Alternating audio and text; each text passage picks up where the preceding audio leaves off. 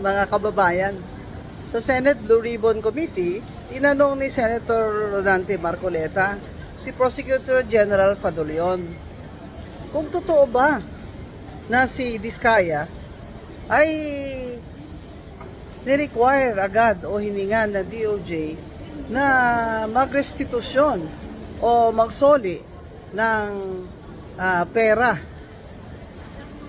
Ang sinabi kasi ni Diskaya nang siya ay pumunta sa DOJ ay sinabihan siya ni dating Secretary Rimulya o ng DOJ officials na kailangan mag-restitution muna bago siya gagawing state witness.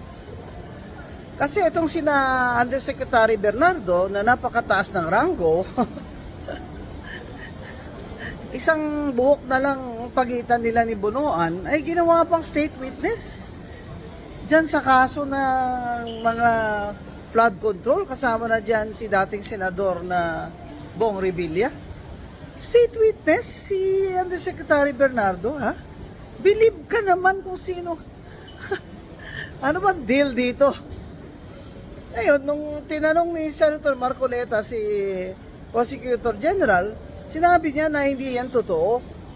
Kasi, tinatanong lang sila kung magre-restitution sila bago sila ma-process.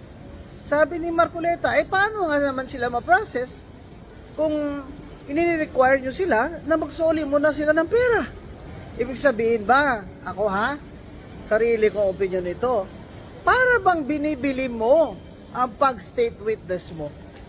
Parang binibili mo ang pag-state witness mo na bago ka maka-state witness ay kailangan magsoli ka muna o magbigay ka ng certain na halaga. Hindi sinabi kung saang halaga o magkano ang halaga. Pero tingnan nyo si Undersecretary Bernardo, ang sabi niya mag-restitution siya o soli ng 1 billion. Kaya pakinggan nyo yung mga tanong ni Senator Marcoleta dyan sa Senate Blue Ribbon Committee.